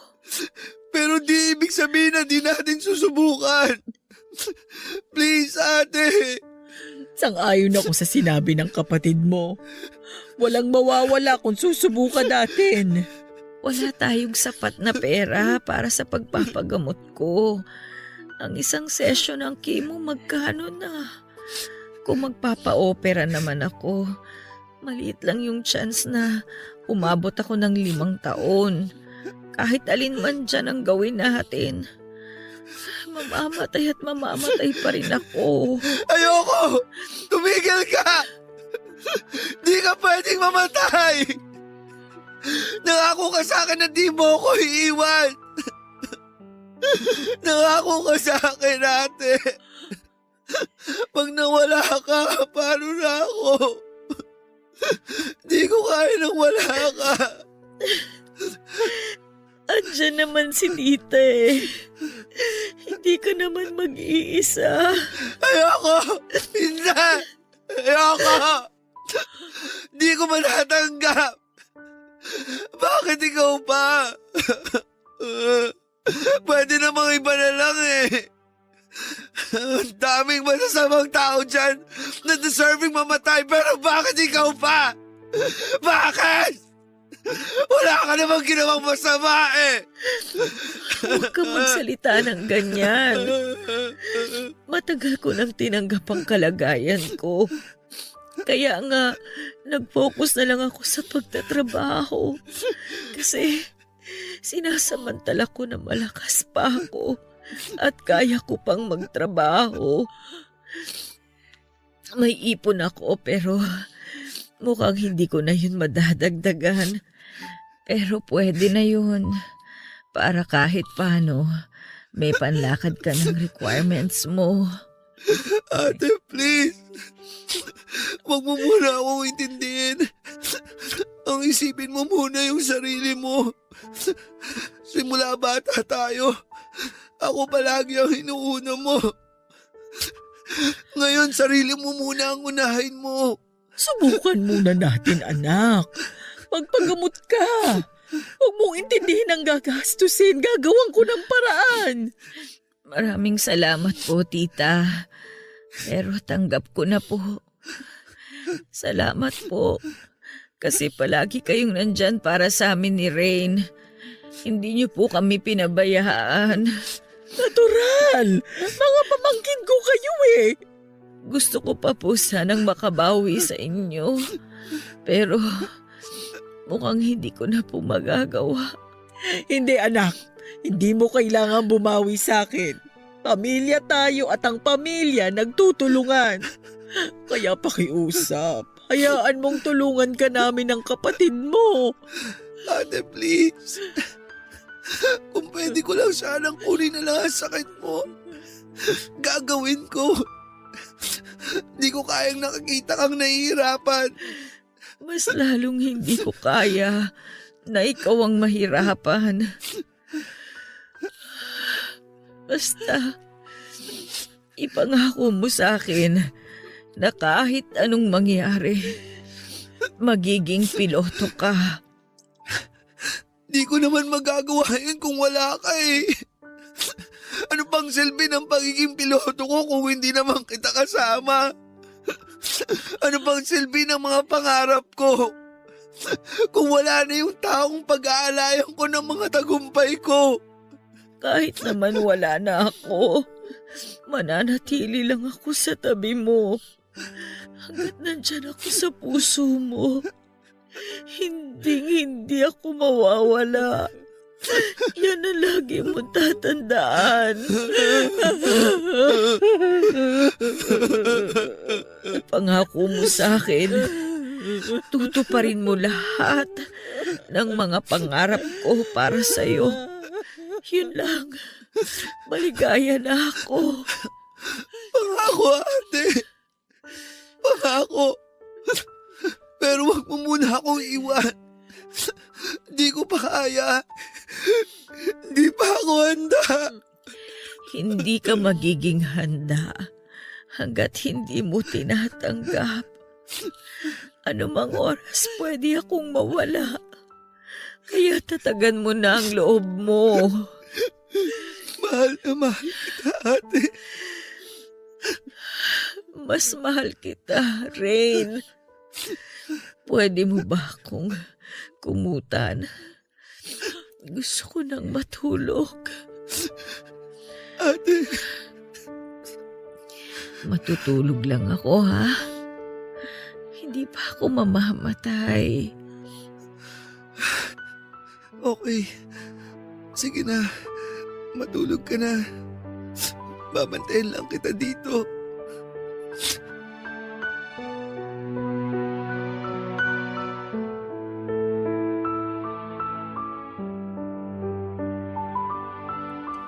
Papadudot habang tumatagal ay mas nagiging malala ang kalagayan ni ate. Sobrang payat na niya at napakaputla. Ang mga mata niya naman ay lumalalim at nangingitim na. Wala na kaming ibang nagawa, papadudot ni tita, kundi ang samahan na lamang siyang magdamag at bantayan habang unti-unti siyang ginugupo ng sakit niya. Hindi na nga rin siya makatayo dahil sa sobrang pananakit ng katawan niya at madalas siyang sumisigaw sa sobrang sakit. Hindi na rin siya makakain ng maayos dahil halos lahat ng isubo naming pagkain sa kanya ay isinusuka na lamang niya. Minsan nga ay ayaw ko na siyang tignan dahil parang unti-unting dinudurog ang puso ko na makita ang paghihirap ng taong nagsilbing ina ko na rin simula pagkabata ko. Sobrang sakit na nakikita ko siyang nahihirapan. Gusto kong humaba pa ang buhay niya pero naisip ko na kung gusto na niyang magpahinga ay tatanggapin ko yon. Kung yun lamang ang paraan para matapos na ang paghihirap niya. Makalipas nga lang ng 3 buwan ay tuluyan na siyang namaalam. Gusto kong isipin na may plano ang Diyos pero napakabata pa ng kapatid ko para bawiin niya sa akin. Ang daming taong deserving na mamatay ng maaga pero bakit ang ate ko pa? Ang akala ko nga ay tanggap ko na pero ang hirap mag-move forward nang hindi ko na siya kasama. Nasanay ako na lagi siyang nandyan sa tuwing kailangan ko siya. Ipinaparamdam niya sa akin na sapat na ang pagmamahal at pagkalinga niya para punan ang mga pagkukulang ni mama. Masakit ding isipin na wala man lang akong kaalam-alam sa lihim na pinagdaraanan ni ate dahil mas pinili niyang itago ang laban na alam niyang hindi niya maipapanalo. Dumating nga sa lamay ang mga naging kaklase ko at mga naging teacher ko noong high school. Dumating din doon ang ilan sa mga naging katrabaho at amo ni ate.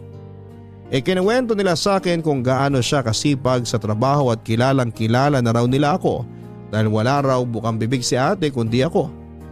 Hindi nga rin daw lingid sa kanila ang kwento ng buhay namin at hanga raw sila sa pagiging dakilang kapatid ni ate dahil sa murang edad daw ay nagawa niyang pasanin ang isang napakabigat na responsibilidad.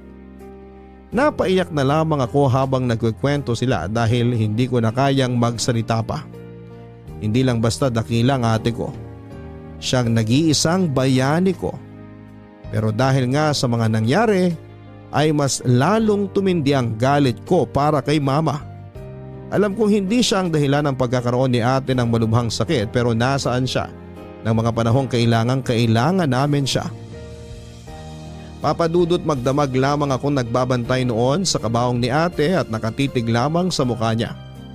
Para lang siyang natutulog pero sarili ko lang ang niloloko ko kung iisipin kong magigising pa siya. Hindi ko na nga magawang kumain dahil ayaw kong malingat akong sandali. Pakiramdam ko kasi ay bigla na lamang siyang mawawala. Hindi na nga ako natutulog para lamang mabantayan siya. Gusto ko siyang bantayan hanggang sa ihatid namin siya sa huling hantungan. Nakatulala lamang ako noon nang lapitan ako ni tita at pilit akong pinapakain.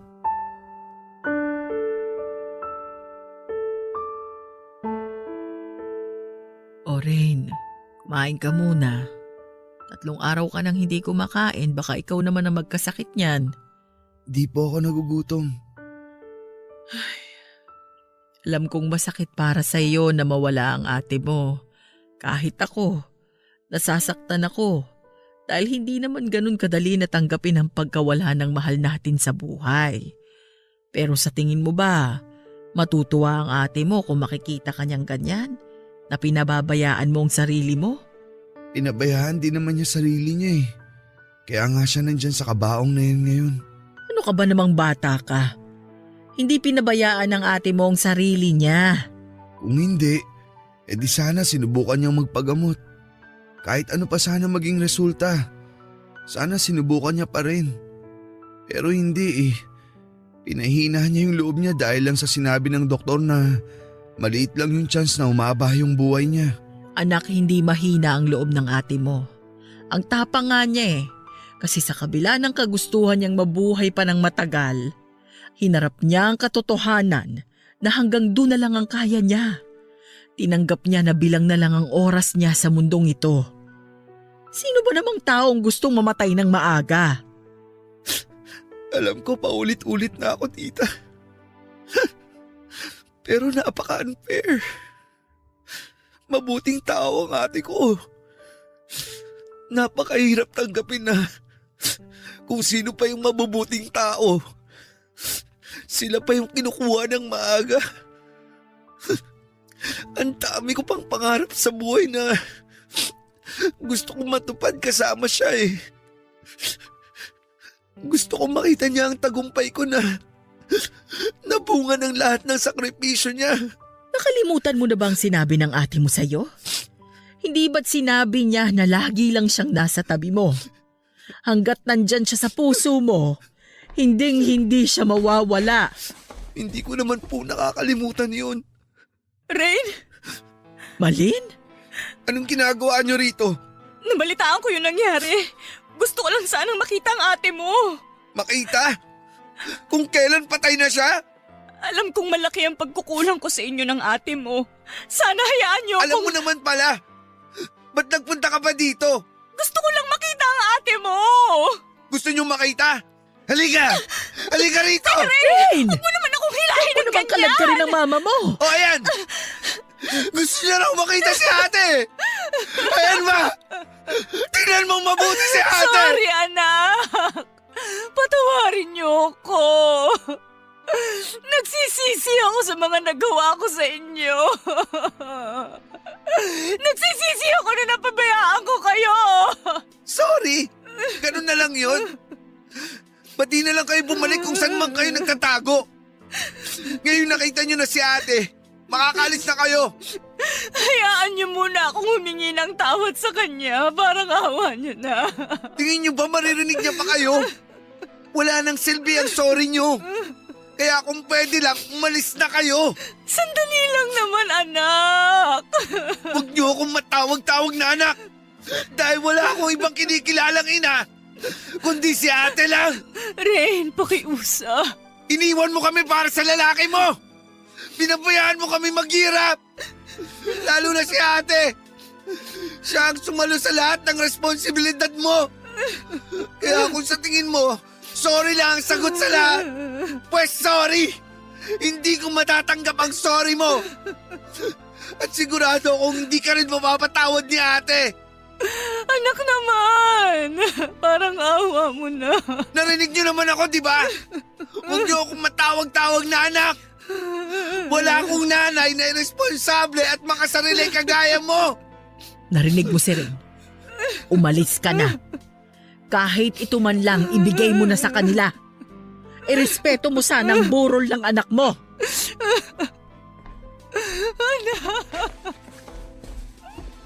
Ayos ka lang, anak. Ang lakas ng loob niyang magpakita sa burol ni ate. Pagkatapos ng mga nagawa niya sa amin, may mukha pa talaga siyang iharap. Naiintindihan kita. Pero palipasin mo muna ang galit mo. Nagluluksa tayo ngayon. Di ko lang matanggap na ang tagal na panahon niyang hindi nagpakita sa amin. Tapos ngayon may gana siyang magpakita sa burol ni ate. Kung nabubuhay lang siguro si ate, Hindi naman siya magpapakita dito. Tama na. Ang mabuti pa, kumain ka na muna. Ayoko po. Masalo lang po ako na wala ng ganang kumain.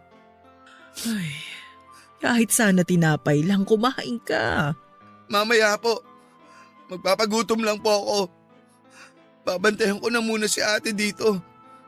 Ikaw ang bahala. Basta sabihin mo sa akin pag nagutom ka. Opo. Salamat po.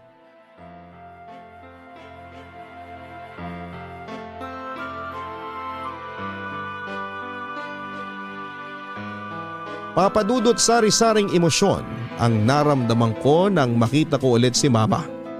Pero mas nangibabaw pa rin ang galit ko para sa kanya. Ang akala ko kasi ay ayos na ako at natanggap ko nang iniwan niya kami ni ate. Pero akala ko lamang pala yon dahil noong makita ko siya ay nag-flashback ulit sa akin ang lahat. Lahat ng hirap na pinagdaanan naming dalawa ni ate mula noong bata pa kami. Alam kong masamang magtanim ng galit pero sabi nga nila ay time heal all wounds. Maghihilom ang mga sugat sa tamang panahon. Siguro kapag naghilom na ang mga sugat sa puso ko ay doon ko pa lamang matututunang patawarin si Mama sa lahat ng mga pagkukulang niya sa amin.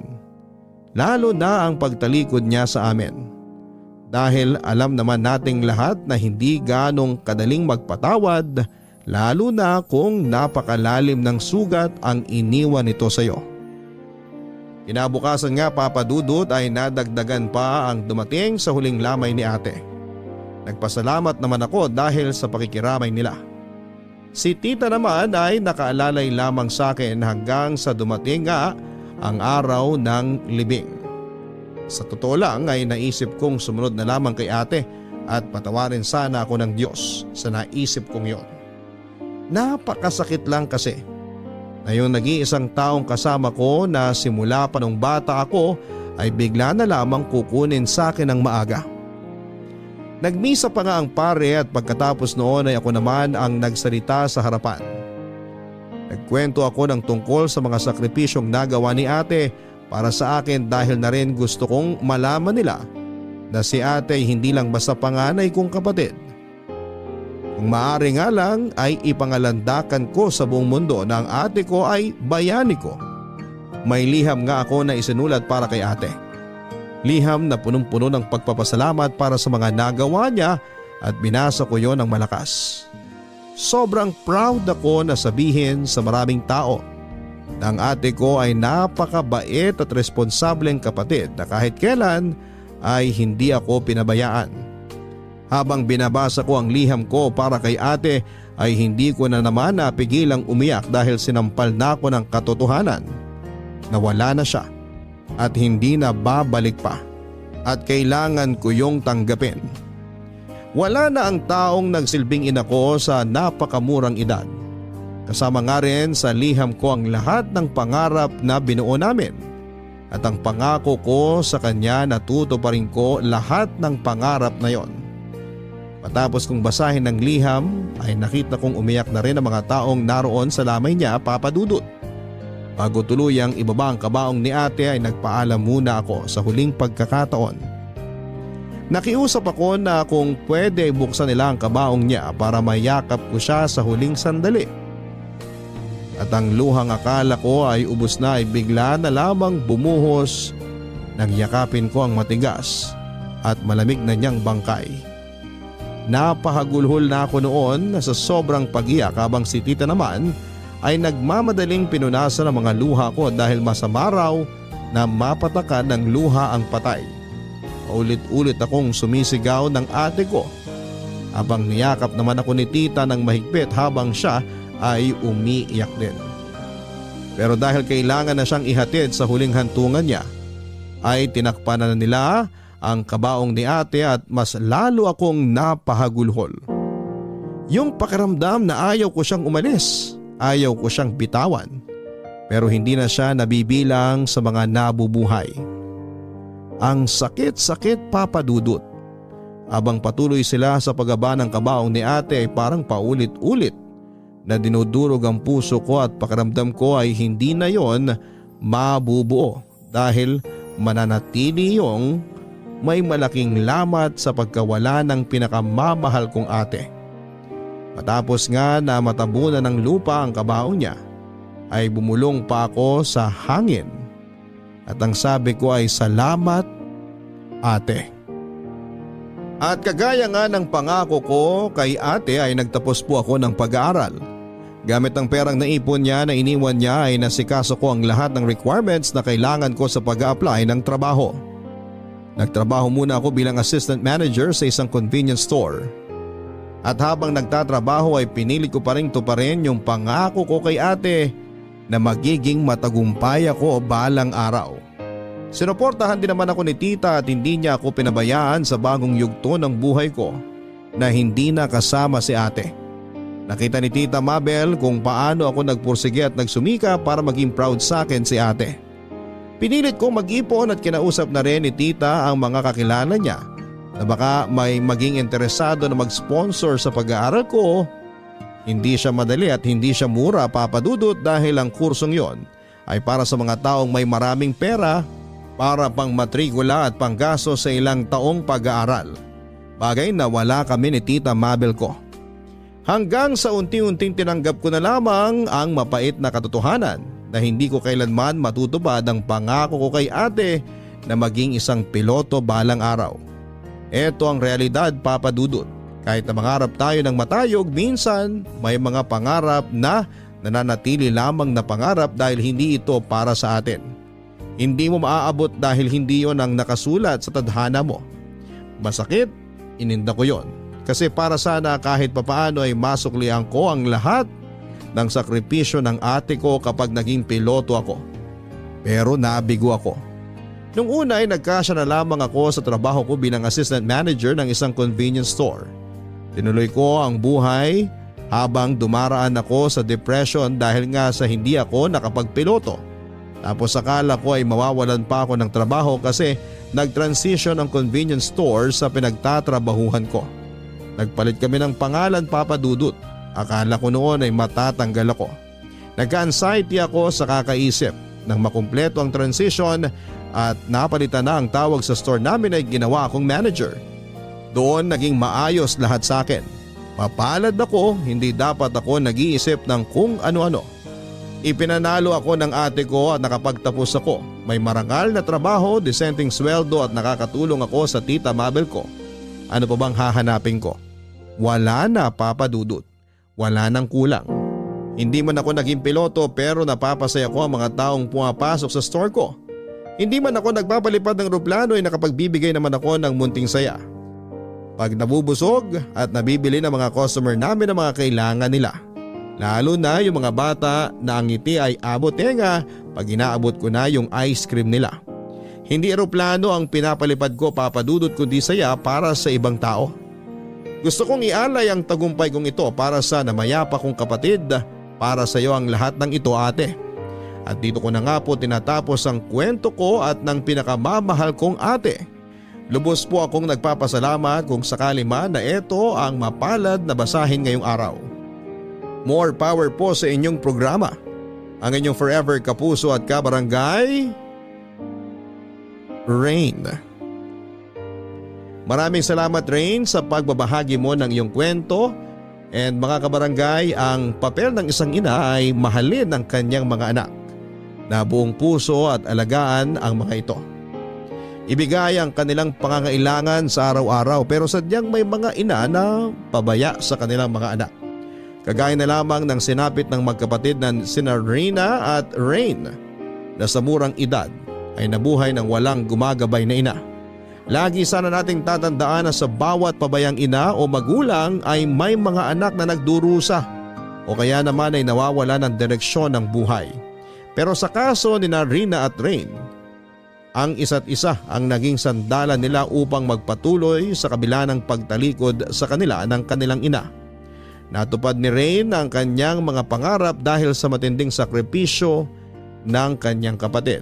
Kaya kung nais bumuo ng pamilya, ay pag-isipan munang mabuti kung handa na ba kayo o handa na ba sa bigat ng responsibilidad ng pagiging isang magulang.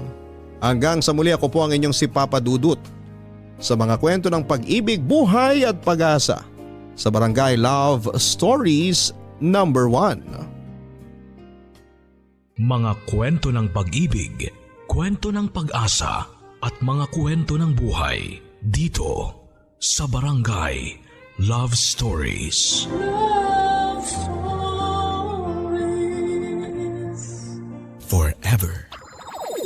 Nagustuhan ng iyong napakinggan? Ituloy yan via live stream sa www.gmanetwork.com/radio.